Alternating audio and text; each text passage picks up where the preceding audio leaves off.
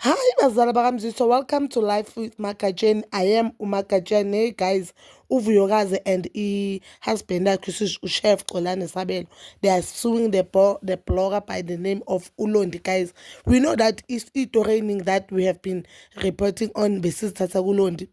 And these people, that means bebaya kulondi, giving ulondi ama-voice notices wezinto we-conservation between labo bantu bebakhuluma and uSabelo. So guys, uChef Sabelo noVuyokazi decided to sue ulondi. So babhalile on that nto yabo, they are saying they are demanding ukuthi ulondi ayenze ivideo axolisa asuse the post, otherwise uzoboshwa. But ke ulondi has also posted that thing, that into leyo definition. I forgot the name of this thing. Definition ukuthi yes, she's getting sued, but ke inkinga i1 yena, she can't ukuthi asuse ama-video ama-voice notes ayiqiniso. Ngabe nje uChef Sabelo umcela ngokahle ukuthi asuse ama-videos lawa awapostile on i-social media, because that paper also state that ulondi bangakhulumi ngabo kuphela, but bekakhuluma even nangengane. And the sad part, bona bathi this thing ulondi bakazisho akusiciniso. Mara guys, masisayibheka lento le, ulondi is not like bekakhuluma njengoba mina ngireporta kanje.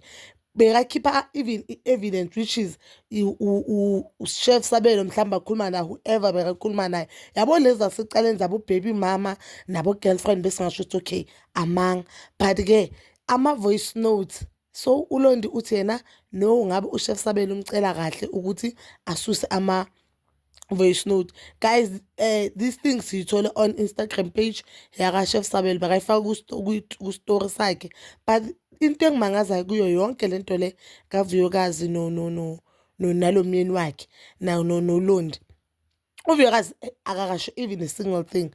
But ke ngibuye ngicabanga ukuthi uVuyokazi akayithandi guys i-social media. Yo guys, ngicela ngixolele engathi ngingenwa yi-flu. Akayithandi i-social media, so maybe that's why yathulile. But ke into yami ithi, there's iphathi yami ethi I don't think ulondi lo muntu bekamsendela ama-voice note lawo uqamba amanga, even though singayazi ivoice kaChef, but I don't think uqamba amanga. On my mind now, the only thing engicabangayo ukuthi this chef upusha this thing, we know mos ukuthi uzoba ne-event njengoba azobuya manje ngo-September. Upusha that event one, uyabona sokuthuleke kakhulu.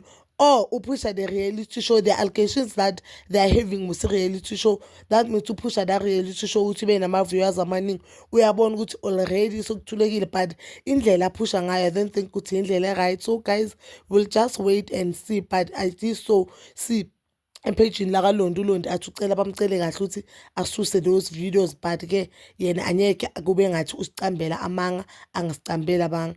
Guys, yabo kule nto le uyangiva ngiyangengiza, angazi nokuthi ngithi ini right ini wrong. But ke bazala bamzitho, wena ungakhomenta down below ukuthi uyibona kanjani, and please don't forget to like, subscribe, share and hit that notification button. Nginithanda ukuya nokubuya.